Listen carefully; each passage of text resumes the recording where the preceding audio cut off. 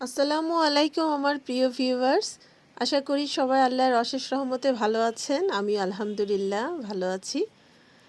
আমি আজকে আমি দিল্লিতে গিয়েছিলাম ২ সপ্তাহের জন্য বেড়াতে। আমার আম্মু অসুস্থ ছিলেন, তা আম্মুকে দেখার জন্য গিয়েছিলাম। এটা আমার বেশ আগের একটা ভিডিও, বাট আমি আপলোড করা হয়নি আসলে। তা এখন আমি ভাবলাম যে আমার এত সুন্দর মেমোরিজ, অনেক মেমোরিজ আসলে চলে গিয়েছে আসলে মোবাইল থেকে। তা আমি ভাবলাম তাড়াতাড়ি আসলে এগুলো আপলোড দেওয়া উচিত। নাহলে সব লস্ট করে ফেললে তখন আসলে খুব মন খারাপ হবে। তা আমি তাড়াতাড়ি আজকে এই জন্য দেওয়া শুরু করলাম। আমার ইন্ডিয়াতে ২ সপ্তাহের জন্য গিয়েছিলাম, বাট অনেক জায়গা আমি ঘুরেছি। সবগুলো ইনশাল্লাহ যতটুকু আছে আমি দেওয়ার চেষ্টা করব। এটা আমার ফার্স্ট আমরা গিয়েছিলাম জামা মসকে ঘোরার জন্য। তাই সবাই ডিসিশন নিলাম যে আমরা মেট্রো রেলে যাব, কারণ ইন্ডিয়ান মেট্রো রেলের গল্প শুনেছি খুব সুন্দর। তা আমরা টিকিট কেটেছিলাম, কেটে আমরা ডাইরেক্ট, আর আমরা ছিলাম আমার আম্মু বাসা নিয়েছিলেন ওল্ড ফরিদাবাদে। তা সেখান থেকে ডাইরেক্ট মেট্রো রেল আছে জামা মস্কে যায়। তা আমরা সেই টিকিটে কেটেছিলাম। আসলে যেটা গল্প শুনেছিলাম তাই খুব সুন্দর পরিবেশ, এবং খুব সুন্দর ভিতরের যে ট্রেনটার যে এসি সিস্টেমগুলো খুব সুন্দর। কারণ বাইরে তো প্রচণ্ড গরম ছিল, দিল্লি যে কি গরম, বাংলাদেশের থেকে তুলনায় অনেক গরম। তো কিন্তু ট্রেনের ভিতরে খুবই আরাম, মানে খুব সুন্দর ঠান্ডা ছিল, এবং মেয়েদের জন্য আলাদা কক্ষ আছে একটা দেখলাম। তা আমরা আসলে ছেলে মেয়ে, আমাদের মামা, আমার হাজব্যান্ড, বাচ্চারা ছিল, আমরা যেখানে জায়গা পেয়েছি সেখানে গেলাম। কিন্তু যাই হোক আমি ইমপ্রেসড, মানে ইন্ডিয়ার মেট্রো রেলে আমি ইমপ্রেসড, খুব সুন্দর, আমার কাছে খুব ভালো লেগেছে। তারপর আমরা জামা মস্কে আসলাম। খুবই গরম, মারাত্মক গরম, আর তখন রোজার মাস ছিল। তা আমরা রোজা ছিলাম, এই জন্য আরও আসলে বেশি কষ্ট হয়ে গিয়েছে আসলে গরমের ভিতরে। কিন্তু যেই জায়গাতে গিয়েছি জায়গাটাগুলো দেখার পরে আসলে মনগুলো ভালো হয়ে গিয়েছে। জামা মসজিদটা তো অনেক, এখানে অনেক শুটিং হয়েছে, সেগুলো তো আগেই দেখেছি, বা খুব একটা ঐতিহ্য আছে, যাওয়ারও খুব ইচ্ছা ছিল। তা আলহামদুলিল্লাহ আল্লাহ কবুল করেছে, গিয়েছি। ওখানে যে আমরা জোহরের নামাজটা পড়লাম, আবার কিছু এক্সট্রা নফল নামাজও আদায় করলাম। কিন্তু মানে এত গরম, আমরা পা দিতে পারছিলাম না, ওখানে এত গরম ছিল। তারপরে ওখান থেকে ঘোরাঘুরি করে, আসলে দেখার তো তেমন কিছু নেই গরমের ভিতরে।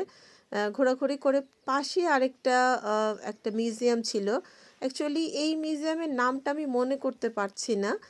আমার ইন্ডিয়ান অনেক ইউটিউবার আছেন, কাইন্ডলি আমাকে এই জায়গাটার কি মিউজিয়াম একটু কাইন্ডলি লিখে দিবেন, আমি আসলে মনে করতে পারছি না। তারপরে আমরা গিয়েছিলাম রেড ফোর্ট। রেড ফোর্টের ভিডিও ফুটেজ আমার কাছে কোনোই নেই, সবই মনে হয় আমি মুছে ফেলেছি, আমার মনে পড়ছে না। বাট এই মিউজিয়ামের নামও আমি মনে করতে পারছি না, অনেক ভিডিও ছিল সব ডিলিট হয়ে গিয়েছে।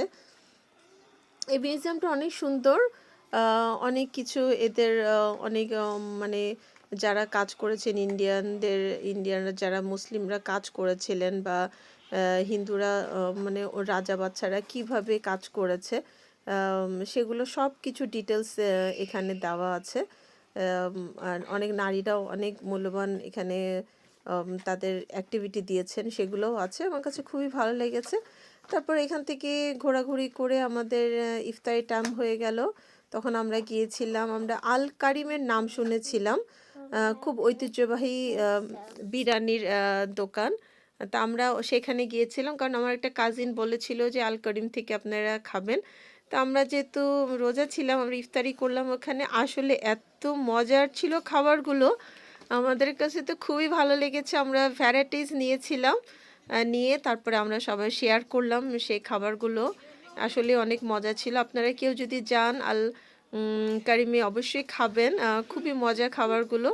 তারপর এখান থেকে খাওয়া দাওয়া করে আমরা বাইরের থেকে একটা ফ্রুট ককটেল খেয়েছিলাম, অসাধারণ ছিল ওটার আমি এখনও ভুলতে পারি না, বাট ওইটার মনে ভিডিও করা হয়নি। তারপরে আমরা গিয়েছিলাম কাপড়ের দোকানে শাড়ি কেনার জন্য, কিছু সালোয়ার কামিজও কিনেছি। আমরা বুঝতে পারছিলাম না কোথায় যাব, বিকজ আমাদের অনেকগুলো আমরা কিনবো সবার জন্য, গিফটের জন্য। তো আমাদেরকে একজন একটা অ্যাড্রেস দিলেও সেই অ্যাড্রেস অনুযায়ী আমরা গিয়েছিলাম।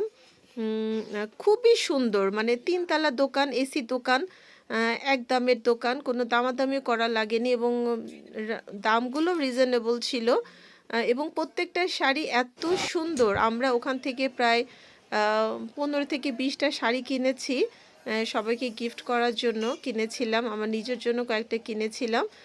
খুবই সুন্দর, খুব সুন্দর, আমার কাছে খুবই ভালো লেগেছে।